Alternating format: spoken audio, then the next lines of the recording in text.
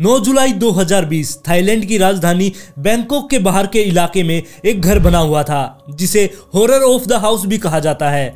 ये हम आगे जानेंगे कि उस घर को हॉरर ऑफ द हाउस क्यों कहा जाता है, लेकिन पहले हम ये जान लेते हैं कि वहां पर हुआ क्या था। तो 9 जुलाई को कुछ पुलिस वाले उस घर के अंदर घुसते हैं और वहां पर जाकर एक आदमी को अपनी हिरासत में ले लेते हैं और उसे हिरासत में लेने के बाद वो पूरे घर में छानबीन शुरू कर देते हैं। और जैसे ही उन्होंने पूरे घर में छानबीन शुरू कर दी तभी उन्हें एक लोहे का बॉक्स मिलता है जो कि बहुत ज्यादा बड़ा था, जिसके बाद पुलिस वालों ने उसे कैसे ना कैसे करके उसका ताला तोड़ा और उसके अंदर जो कुछ पुलिस वालों ने देखा वो देखकर पुलिस वाले चौंक गए थे। तो ऐसा उन पुलिस वालों ने उस बॉक्स के अंदर क्या देख लिया जिसने इस केस को इतना ज्यादा भयानक बना दिया।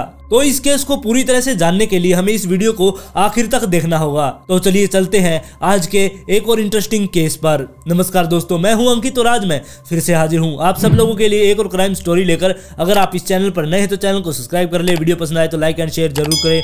तो चलिए चलते हैं आज के एक और इंटरेस्टिंग एपिसोड पर।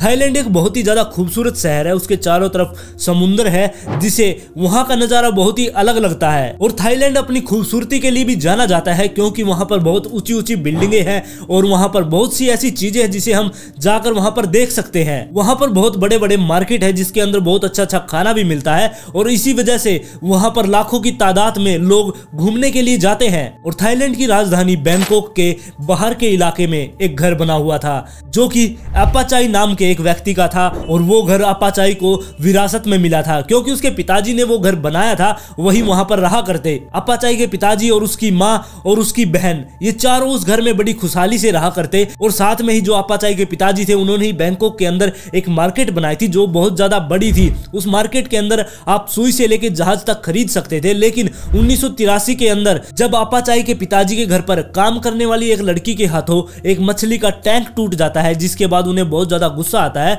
और वो अपने गुस्से पर कंट्रोल नहीं कर पाते, जिसकी वजह से वो उस लड़की को मार देते हैं। ना सिर्फ वो उसको मारते हैं बल्कि उसके छोटे छोटे टुकड़े भी कर देते हैं। और इस कत्ल में जो अपाचाई की माँ थी वो भी अपने पति का साथ देती है और वो दोनों मिलकर उस लड़की की बॉडी को डिस्ट्रॉय कर देते हैं। और इस कांड के बाद अपाचाई के पिताजी और पुलिस पकड़ के ले गई और वहां पर जाने के बाद जब उसे अदालत में ले जाया गया तब अदालत ने ये आदेश दे दिया कि इसकी पत्नी भी इस कांड में शामिल है, इसलिए उसको भी पकड़ कर लाए। पुलिस वाले उसे पकड़ कर लाते उससे पहले ही वो अपनी बेटी को लेकर किसी दूसरे देश में भाग गई थी। अब अपाचाई वहां पर अकेला ही रह गया था क्योंकि उसके पिताजी तो पहले ही जेल में जा चुके थे और उसकी माँ और उसकी बहन वो दोनों देश छोड़कर जा चुके थे। और ऐसा कहा जाता है कि अदालत ने सजा सुनाने से पहले ही उसे पुलिस वालों ने गोली मार दी थी, इसलिए उसके पिताजी भी मर चुके थे। अब अपाचाई ही उस विरासत का अकेला मालिक था, लेकिन अभी वो बहुत ज्यादा छोटा था इसलिए उसको रिश्तेदारों के हवाले छोड़ दिया गया था। लेकिन रिश्तेदार भी उसकी अच्छे से देखभाल नहीं किया करते, जिसकी वजह से वो लगभग हर बार ही रोड पर घूमता हुआ मिल जाया करता। लेकिन उसने अपनी जिंदगी जैसे तैसे करके काट ली और जब वो 18 साल का हुआ तब उसको वो घर विरासत में मिल गया और उसकी वो जो संपत्ति थी वो सब की सब उसे मिल गई। अब वो अकेले ही वहां पर जिंदगी काट रहा था, अपनी जिंदगी बड़े मजे से वो काट रहा था। और थाईलैंड को तो आप लोग सब जानते ही है किस वजह से जाना जाता है। वहां पर बहुत बड़ा सेक्स रैकेट चलता है जो कि सब लोगों को पता है। वहां की पुलिस को और उनकी सरकार को भी इसके बारे में पता है, लेकिन वो इसके खिलाफ कोई भी एक्शन नहीं लेते क्योंकि उनको पता है इससे उनके देश में बहुत ज्यादा पैसा आता है। और वहां पर बहुत बड़े बड़े बार भी है जिसके अंदर लोग जाकर ड्रिंक वगैरह करते हैं। और साथ में ये सब अपाचाई को पता था। अब अपाचाई के पास घर तो था लेकिन उसकी कमाई का साधन तो सिर्फ वहां की ड्रग्स थी। जी हाँ, वो वहां पर ड्रग्स भी बेचा करता, लेकिन वहां का ये रूल था अगर कोई ड्रग्स बेचता हुआ पकड़ा गया तो उसको मौत की सजा मिला करती। लेकिन अपाचाई को ये सब कुछ पता था, वो अपने पैसे के बलबूते से सबका मुंह बंद रखा करता और वो ड्रग्स ना सिर्फ बेचा करता बल्कि वो खुद भी ड्रग्स का यूज किया करता, वो खुद भी ड्रग्स लेकर पड़ा रहा करता। और कई बार जो वहां के लोकल बार हुआ करते वो उनके अंदर जाकर बैठ जाया करता और वहीं पर पूरा पूरा दिन वो ड्रिंक किया करता और शाम को जहां पर सेक्स रैकेट चला करता वहां पर चला जाया करता और अपनी रात रंगीन किया करता। ऐसे ही उसके दिन चल रहे थे। लेकिन एक दिन दिसंबर 2018 में वो एक लड़की के पीछे बंदूक लेके भागने लगा। वो उसको मारना चाहता था, पता नहीं किस वजह से, लेकिन वो उसका पीछा कर रहा था। फिर उसने कैसे ना कैसे करके अपनी जान बचाई। वो पुलिस स्टेशन में भी गई, उसने अपाचाई के खिलाफ रिपोर्ट भी लिखाई, लेकिन अपाचाई के पास इतने ज्यादा पैसे थे कि उसने पुलिस वालों का ही पैसे देकर मुंह बंद कर दिया और कुछ पैसे उसने उस लड़की को भी खिला दिया, जिसकी वजह से उसने अपनी रिपोर्ट वापस ले ली। और जो ये आपाचाई था मेजबान एयर स्पा के अंदर रेगुलर जाया करता, क्योंकि वहां पर उसको एक लड़की पसंद आ गई थी जिसका नाम वोरेन था। और उस स्पा के अंदर ही बार भी था, वो उस बार के अंदर जाया करता और वहीं पर जाकर बैठा रहा करता। वो वोरेन से भी वहीं पर बात किया करता, ये दोनों घंटों घंटों वहां पर बात किया करते। और वोरेन जब बहुत ज्यादा छोटी थी, उस टाइम पर उसके माता पिता का निधन हो गया था, जिसकी वजह से वो अकेली रह गई थी। अब उसकी दादी ही उसे पाला करती। और धीरे धीरे जब वो बड़ी होने लगी और 2019 में वो बैंकॉक में आ गई, क्योंकि वोरेन के पति ने उसे छोड़ दिया था, अब वो अकेली रह गई थी और उसे साथ में ही अपने बच्चे का भी पेट पालना था और उसे साथ में घर भी चाहिए था रहने के लिए, इसलिए वो बैंकॉक में आ गई। और वहीं पर आकर वो इस स्पा और बार के अंदर वो काम करने लगी। वो यहाँ पर एक होस्टेस थी, वो लोगों का यहाँ पर मनोरंजन भी किया करती और यहीं पर आपाचाई ड्रिंक करने के लिए आया करता। और जब वो ड्रिंक लेकर यहाँ पर बैठ जाया करता, तब यहीं पर उसकी मुलाकात वोरेन से हुई और वो कई घंटों तक यहाँ पर उससे बात किया करता, जिसके बाद उसको उससे प्यार होने लगा।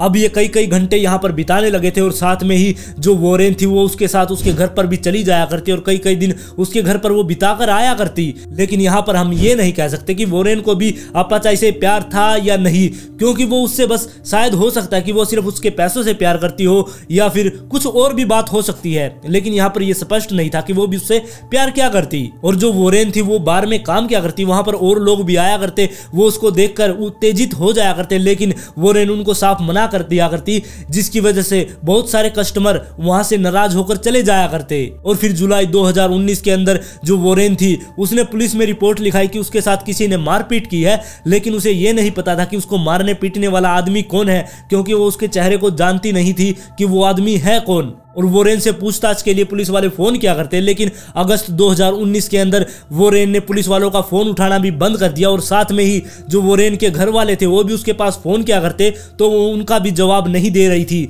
इसके बाद जो उसकी दादी थी जो वोरेन को पाला करती, उसने पुलिस में कंप्लेन करवा दी कि वोरेन यहाँ से गायब है, उसको काफी दिन हो गए हैं, उससे हमारी कोई बात नहीं हो रही है, ना ही उसका कोई पता चल रहा है।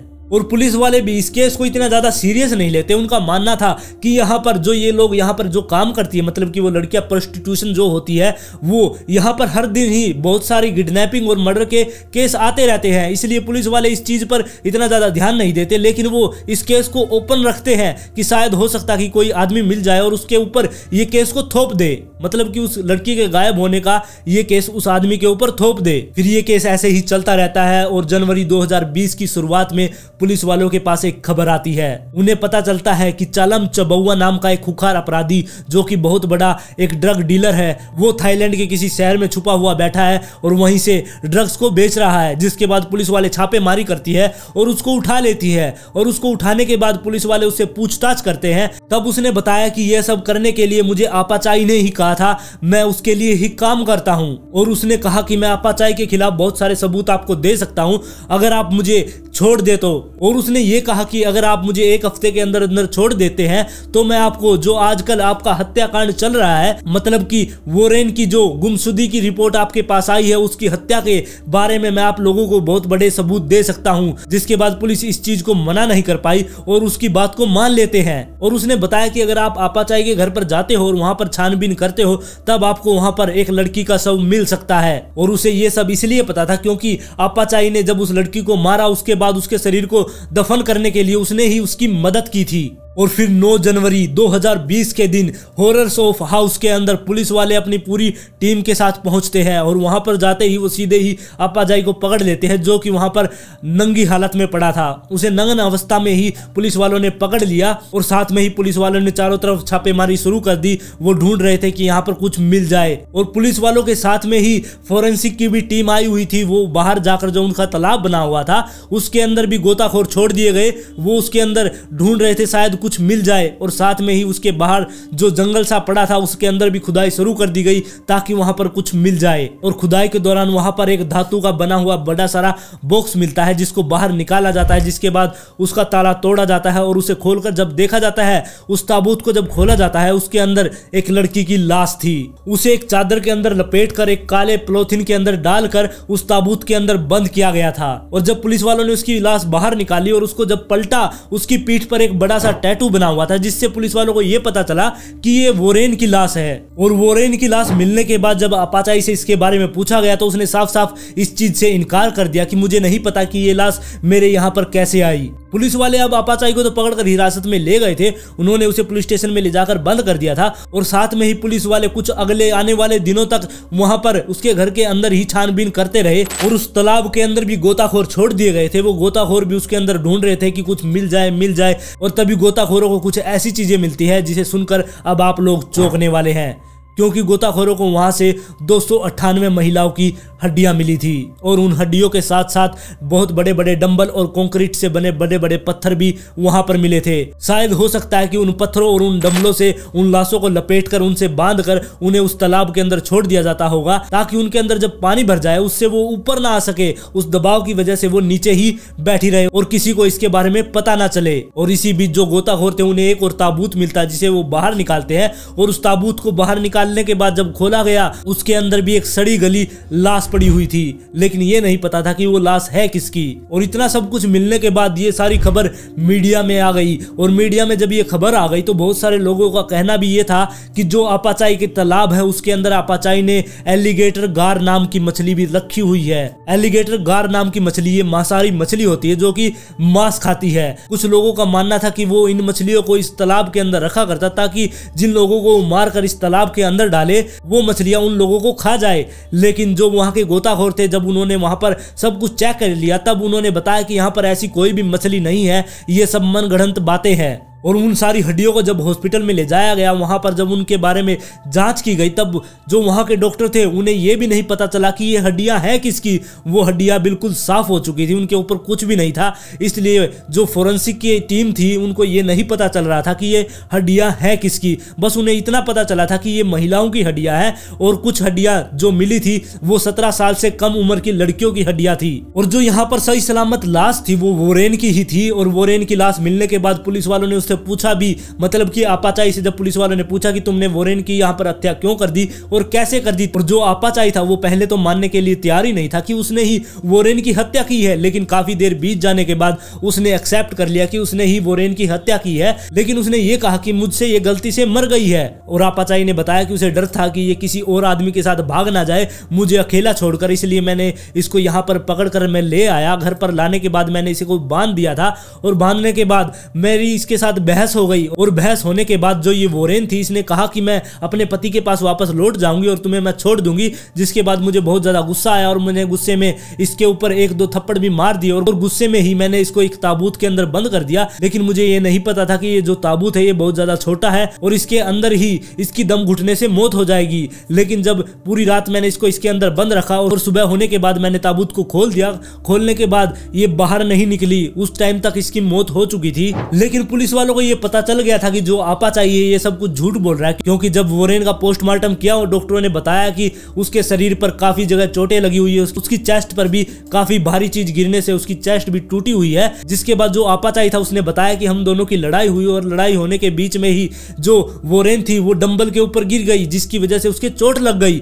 लेकिन ये सब कुछ आपाचाई झूठ बोल रहा था और पुलिस वालों का मानना था कि जो आपाचाई के दोस्त थे और उसके आसपास की जो महिलाएं थी वो सब गायब होने के पीछे आपाचाई का ही हाथ था। और आपाचाई को पकड़ने के बाद पुलिस वालों को पता था कि वो ड्रग्स वगैरह भी बेचता और साथ में ही वो ड्रग्स को भी लेता है। जिसके बाद पुलिस वाले उसके घर में ही पूरी तरह से छानबीन करते हैं और उसके घर से 1000 ड्रग्स के पैकेट मिलते हैं और उन सबको भी पुलिस वाले जब्त कर लेते हैं। और उन ड्रग्स के अंदर सबसे ज्यादा कैफीन की गोलियां थी जो कि पुलिस वालों ने अपनी हिरासत में ले ली थी। और जब ये सारा केस मीडिया में आया तब मीडिया वालों ने इसका नाम रख दिया मेटल कास्केट किलर। और ये आज तक नहीं पता चला कि जो आपाचाई था उसने कितने लोगों को बेरहमी से मार दिया होगा। इतनी सारी हत्याओं के बाद भी आपाचाई के ऊपर एक ही हत्या का आरोप लगेगा, क्योंकि उसके पास से एक ही महिला की डेड बॉडी मिली थी जिसकी पहचान की जा सकती थी। बाकी जितनी भी महिला उसके घर से मिली थी उनकी किसी की भी पहचान नहीं हो पाई, क्योंकि उन महिलाओं की सिर्फ हड्डियां ही उसके घर से मिली थी। इतने सारे सबूत होने के बावजूद भी उसके